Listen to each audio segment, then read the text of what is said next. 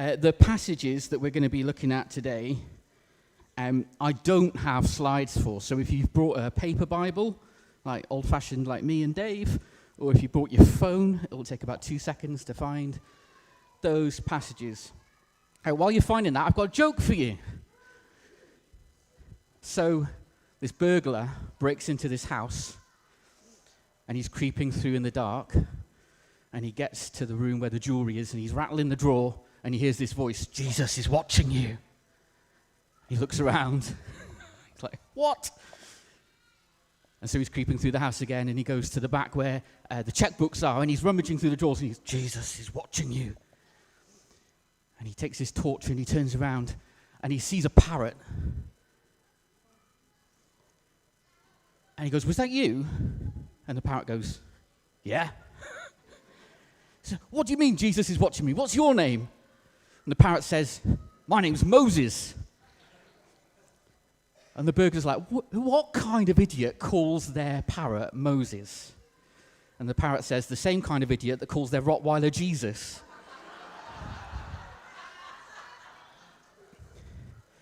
Jesus is watching you. There you go. You probably found your passage by now, haven't you?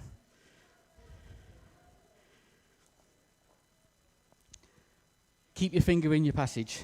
I want us to repeat this out loud all together, because this idea is really important for the stories about Jesus that I'm going to say and you're going to hear and we're going to receive together as the Word of God. Can we say this? This is from Colossians chapter 1. With me, please. "He is the image of the invisible God, the firstborn of all creation, for by him all things were created, in heaven and on earth, visible and invisible, whether thrones or dominions or rules or authorities. All things were created through him and for him. And he is before all things, and in him all things hold together."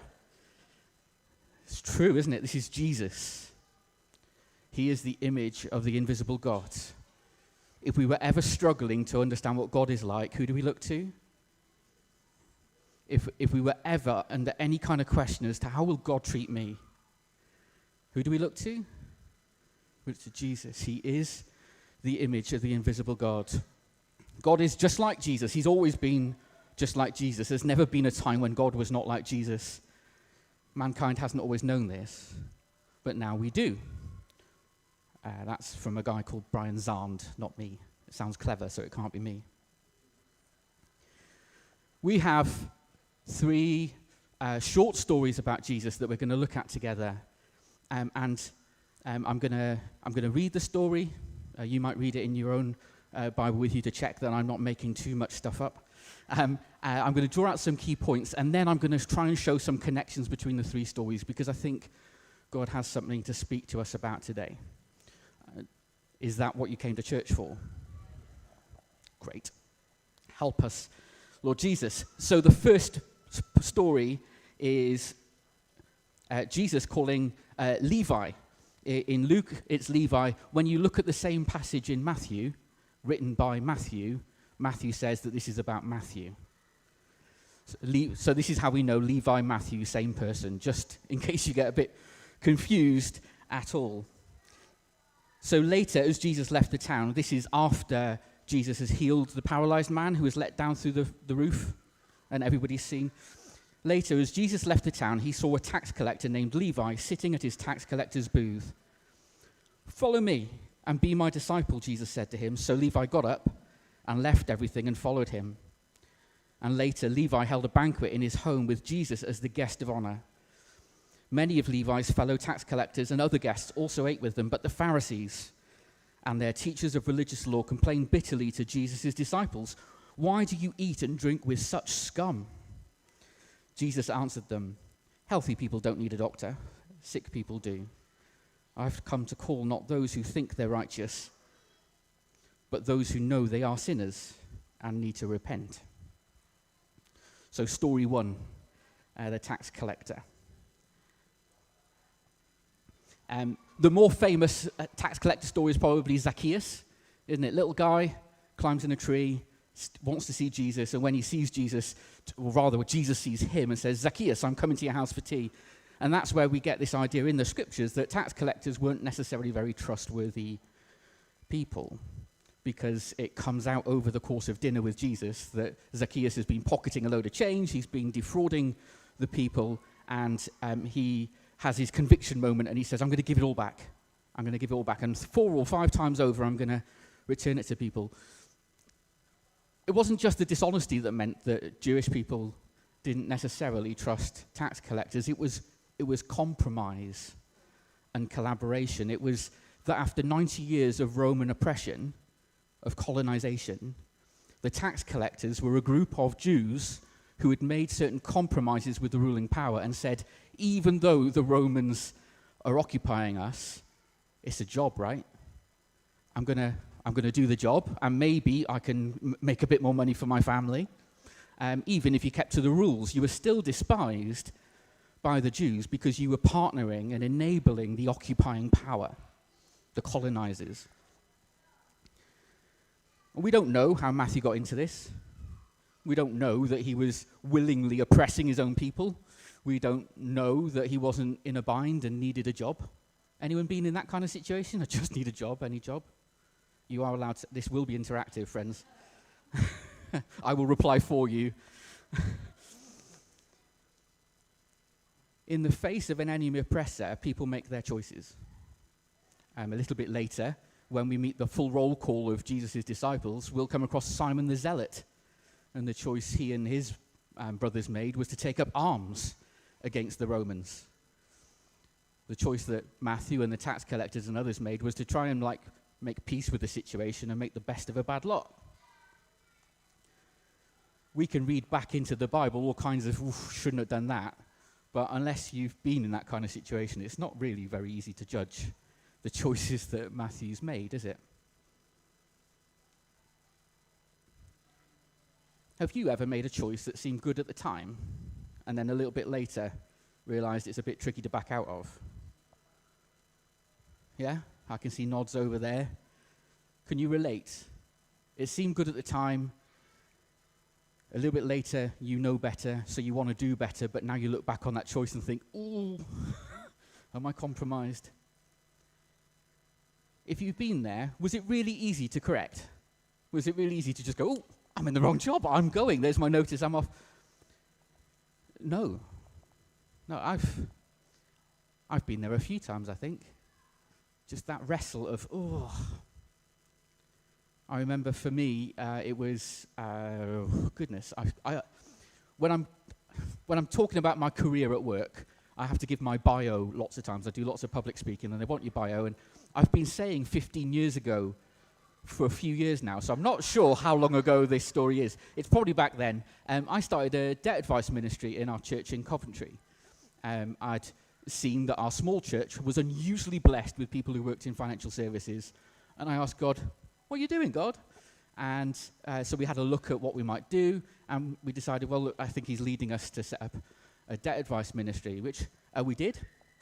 18 months, 2 years after that, our mortgage came off of its standard variable rate. Came off of its fixed rate, went on to standard variable rate. Some of you that will happen to in the last year or two, and you'll have felt that we did. Because 2007, 2008, there we go, 16 years ago. There we go, I've got it. That was the last financial crash before this cost of living crisis. And we were feeling it. Liz had stayed home with the children. I'd stayed in the job that I was doing, and I wasn't getting very many pay rises, and the mortgage went from this to this. And it was a massive stretch. And I made some choices that seemed sensible at the time. The easiest way to release a few £100s into our family budget was to stop giving. And I figured people would understand. Who else in the church has got a £1,000 a month mortgage payment? And a couple of months later, I realized, I haven't talked to my wife about it. Compromise? I've made a poor decision, and now I'm regretting it. But to open up about it is tricky. So just bury it down a bit further. It won't matter, will it? A few months later, the elder who'd been overseeing the debt advice ministry came to visit me at work. And we were going through chat, how's it going? And he asked me, just at the end, he was about to get up and go, and he turned and he looked at me. And when leaders do that, you get a little bit of a... And he goes, so Gareth, just before I go, is everything straight with you and your finances? Have you got a good conscience? And I looked at him and I said, well, things are a bit tight, but we're doing what we can. That was my moment, wasn't it? I didn't take it, friends.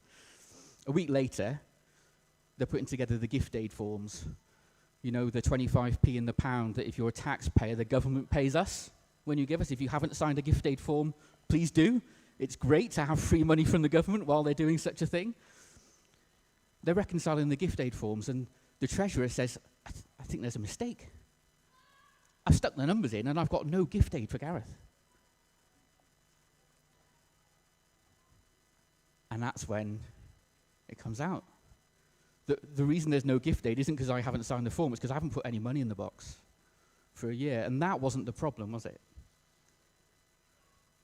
The problem was lying. To my wife, to my church leaders, to myself, that I could get myself out of this, and ignoring the grace of God when he reached out and offered me opportunity after opportunity to break free from the compromised position I put myself in. So I've been there. Quite likely where Matthew was. When lots of you nodded. Been in compromise, don't know how to get out, feel stuck. But Jesus looks at Matthew and offers him a fresh start with a clear call. And Matthew does better than I did. Matthew comes straight away. Friends, if the story I've just shared with you about compromise and freedom is poking on a bruise, please don't do as I did. Sort it today. Jesus has much grace for you, whether that's a relationship with someone in the room or someone on your phone. Sort it today. There's grace for you today. Next bit of a reflection. I find this a bit weird. Matthew leaves everything behind, so it's like he gets up out of the booth, walks and follows Jesus. But the next little bit of the story is he's throwing a party for all his tax collector friends. And I thought, that's a bit weird. Didn't he leave all that behind? Didn't he leave all those dirty, horrible sinners? He clearly didn't. Verse 29, Levi, Matthew, held a banquet in his home with Jesus as the guest of honor, and many of Matthew's fellow tax collectors and guests also ate with them. Now, while the Pharisees certainly thought that was a bit bonkers, I think Jesus had a great time. Don't you? Jesus, in Hebrews it talks about how he's anointed with the oil of gladness far above all of his brothers. Jesus is the happiest man who's ever lived. And it's his joy that we get to share in. Jesus liked to go to parties. Jesus liked to get to know his friends' friends. Jesus wants to get to know your friends. It's not that you have to introduce him to them. It's that you get to. He's great fun to be around. He's full of joy and full of gladness and full of grace. Matthew wasn't called to leave behind those people that Jesus really wanted to get to know. When I was flicking through this, I was reminded of a story that Adrian Holloway, an evangelist in the New Frontiers movement of churches, was told, I think in the first year that I was part of a church like this one. He said that he'd been doing like a season of evangelistic events. They used to call them reaping events, when you get the really good speaker in, not someone like me, you get the really good speaker in from outside, who tells the good news of Jesus, shares the gospel, and invites a response. And the idea is that if any of us are too chicken to make those kind of offers to our friends, I am lots, then you invite them to this service, and Adrian calls them up the front to pray for them, right? And he'd come to us in Coventry the week after the most unusual experience of his ministry as an evangelist. He'd spoken to a full room 4 nights that week, 300 people every night, and the church was only 150 people in size. And at the end of the week, he sits the elders down and says, Dave, what have you been doing? What is up with your church? And they said to him, it's really simple, Adrian. We've got one membership criteria in this church. if you're not a member of something else, you can't join. It's like, so that guy is a member of the bowls club, and he's brought his mates, and he's a member of a band. And she volunteers with Scouts, and she's a member of a dance club. The idea was that Jesus doesn't call you out of every single connection you have with the world. Jesus sends you straight back in, and all he asks of you is that he be the guest of honor in your life.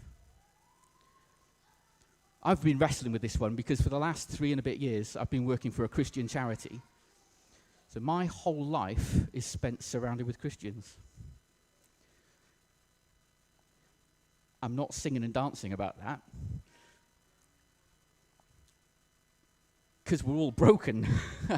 But mostly because I used to enjoy so much working in the bank or the building society and making my life and faith make sense to people who didn't know Jesus.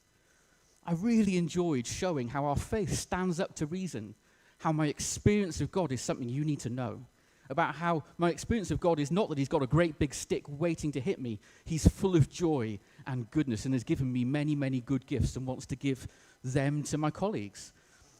And yeah, it's good to preach the gospel to other Christians because it's the best discipleship tool we've got, the good news of Jesus. But I'm so glad that I work in the bit of my charity that does talk to people outside of it who don't know Jesus, because I get to have a little bit of respite from how highly strong some of us can get as Christians. You're laughing because you know it's true. I'm not suggesting that we make that a new rule in this church. I'm not one for rules, really, and we'll see in some of the stories later, Jesus doesn't seem to be one much for rules and rule-keeping, or at least people's ideas of the rules. But the idea behind that church that Adrian visited, as we begin to organize back together into life groups, I just wonder what that might mean for what you want to put in to a life group. I would have said get out. That's the wrong way around, isn't it? We don't come to church to get stuff, do we? We come to church to give. And in giving and meeting one another's needs, our needs are met.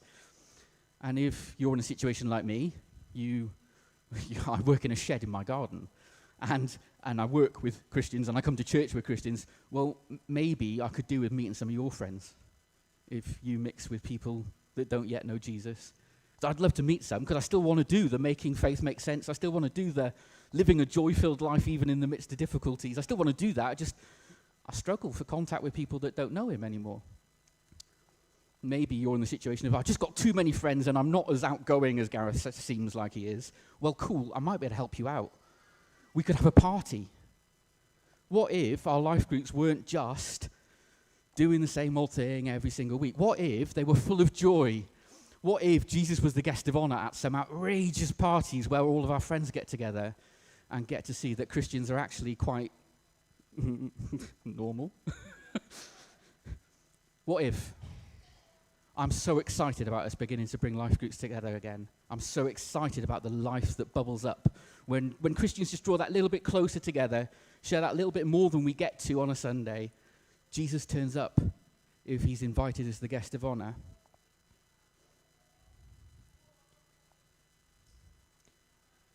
The Pharisees objected to the party because they thought Jesus was a rule breaker. But was he a lawbreaker? Do you think Jesus broke a law here? Bit tricky if he did break a law, because that means none of us are going to heaven. He didn't break a law here. The Pharisees were a very strict class of Jews who saw the law, the first 5 books of the Old Testament, and out of sheer reverence for God, put another step between them and breaking those laws. And then over the hundreds and hundreds of years, they would put a step to not break the step, to not break the law. And before long, there are now hundreds and hundreds and hundreds more laws than the 613 actually written down in the Bible. It comes from a good place, and over a lot of time, understand, if you ever think the New Testament's a bit tricky to get to grips with, it's because it was written 2,000 years ago, right? So greeting one another with the holy kiss, what's that about? Women having their heads covered in church, what's that about? Well, we're 2,000 years removed from it. It's a bit tricky. The Pharisees in Jesus' time were also around 2,000 years removed from the scriptures, the law they were trying to keep. So they were doing their best. I'm learning to have grace for these men, the Pharisees. Should we have a look at the second story, and I'll pick up the pace. Jesus and his disciples are walking through some grain fields, and his disciples broke off some heads of grain, rubbed off the husks in their hands, and ate the grain. But some Pharisees said, "Why are you breaking the law by harvesting grain on the Sabbath?" Was he breaking a law? Work was forbidden on the Sabbath.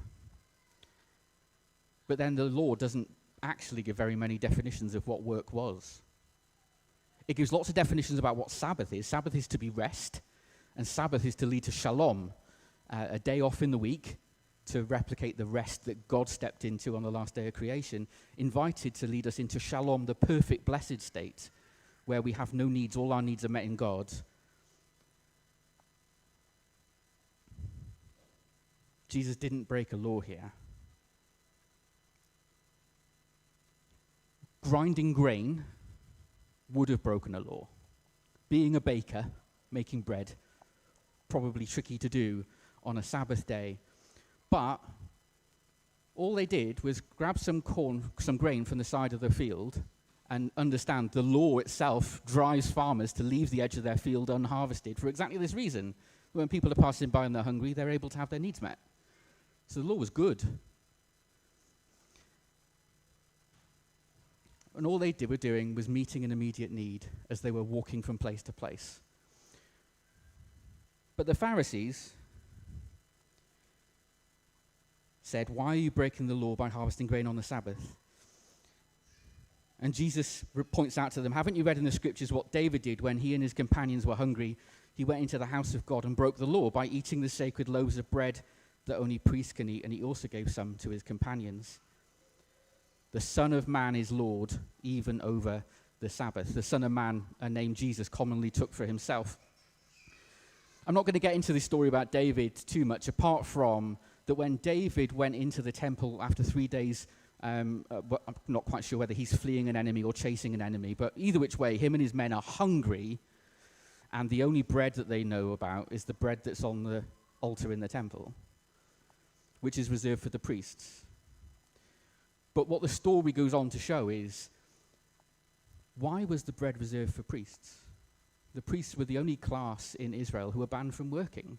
Their work was in the temple, so they weren't allowed to own land and harvest it and gather grain and make bread for themselves. That's why the law meant that the sacrifices came to the temple, on the altar, and into the priest's tummy. They ate the meat, they drank the wine, and they made bread with the grain. So the story Jesus uses shows the law was to reveal not only what sin is, what missing the mark is, but also what's underneath the law, that God is a good God who wants to feed the hungry. That God is a good God who wants to make a way for the hungry to have their needs met. That the law reveals God to be gracious and compassionate, not harsh and cruel and punitive.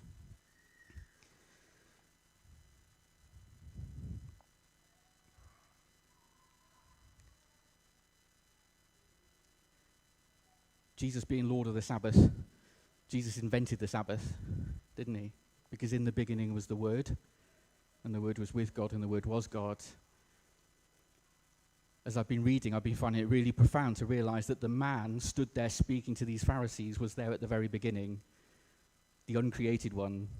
And when he says, "I know what the Sabbath is about," it's because he was there for the very first one and spoke it into being. I kind of want to do what Jesus says. When he's describing things that are from right back at the beginning, he knows. Friends, he knows. I want to get in line with Jesus. Third story. This is verse 6 to 11. This is on another Sabbath day when a man with a deformed right hand was in the synagogue while Jesus was teaching. And the teachers of religious law and the Pharisees watched Jesus closely. If he healed the man's hand, they planned to accuse him of working on the Sabbath. But Jesus knew their thoughts. And he said to the man with a deformed hand, "Come and stand in front of everyone." It's not a very seeker-sensitive service, that one, is it? Come and stand right up here in front of everyone. So the man came forward, and Jesus said to his critics, I have a question for you. Does the law permit good deeds on the Sabbath, or is it a day for doing evil? Is this a day to save life or to destroy it? And he looked around at them one by one. Clearly, none of them said anything. And he said to the man, hold out your hand. So the man held out his hand, and it was restored. And at this, the enemies of Jesus were wild with rage and began to discuss what to do with him.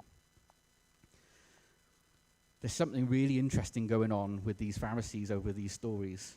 A bit annoyed that there was a party, maybe a party that they secretly wanted to go to because it looked like more fun than they knew how to have.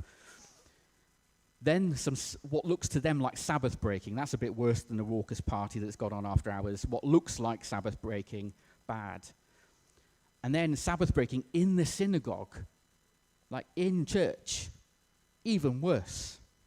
It's kind of escalating, and they're beginning to look out for ways that they can catch Jesus out. There's clearly something going on among them. They're really keen to get him. Let's just step through. The man with the deformed right hand, the Bible doesn't waste words. When it tells us a word, it's there for a reason. If your right hand is deformed, what can you not do? You can't work. And if you can't work, you can't eat. What's the other thing you can't do if you have a deformity in your body in Israel? You can't go in the temple. You can't enter the presence of God. This man, if he was part of the priestly class, would not be allowed to serve as a priest. He probably would have been allowed into the outer court of the temple, but no closer. Synagogues were quite different.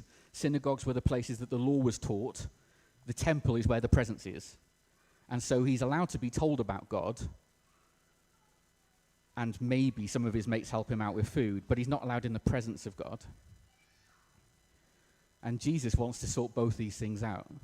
Because Jesus isn't only concerned with spiritual need, is he?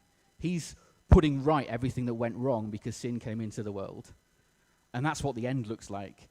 He's not just handing out tickets to heaven. He's demonstrating heaven coming to earth as his perfect will for all of his people to walk in, enjoy the good of, and then bring others into. And so this man with the withered hand is ritually unclean, just like Matthew was. Matthew was ritually unclean through his choices. He chose to compromise with the enemy and not get out. We can't necessarily judge those choices, but they are likely to have been his choices. This man did not choose to have a withered right hand. This is how the fallen, broken world works, isn't it, friends? We can sometimes experience consequences of our choices, as I did, when I walked so far into compromise, I'm lying to leaders in the church and to my own family. I spent 6 to 12 months not in public ministry in the church. My wife and I drew close with an established couple, and I got into some deep heart work about why I thought it was okay to lie to my family and my church. Right? That was not a good thing. But it's not just your choices. Actually, sometimes the world is just a broken place and it takes it out on you. You can carry scars in life, not because of your choices, but because of the choices others have and make and do to you. And they can affect your life very, very deeply. And what I like about these two stories next to each other is Jesus came to set Matthew free from his choices, and he came to set the man with the withered hand free from the environment he was in that punished him, that kept him from the presence of God, kept him from being able to provide for himself, and that used him as bait. I mean, this is, what's the word? The Pharisees saw this man and thought, I know what, we'll make a spectacle of him, rather than, I know what, I'll go and take him a loaf of bread. I know what, I'll go and find him a seat in the honored place.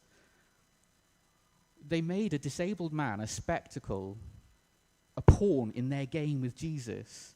They dehumanized him. Do you see?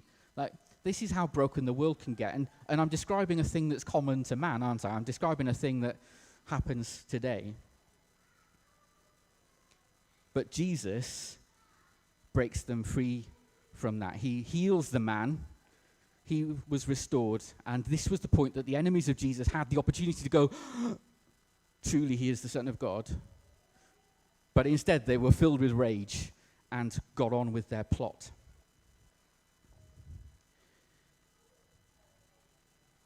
I want to tell you about the key thing that I found reading through these stories. The Pharisees were watching. The Pharisees in chapter 6, verse 7, they were watching Jesus closely. There is a Greek word for it that if I was clever enough, I'd know. But it's a different word to the one that Jesus sees Levi. The Pharisees watch with judgment, trying to catch Jesus out.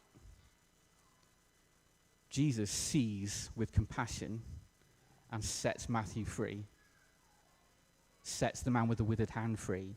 How many times through the Gospel of Luke, if you've read it while we're preaching through the first few chapters of it, does Jesus look and see and have compassion? Or he looks and sees and healing power flows from him and people are set free?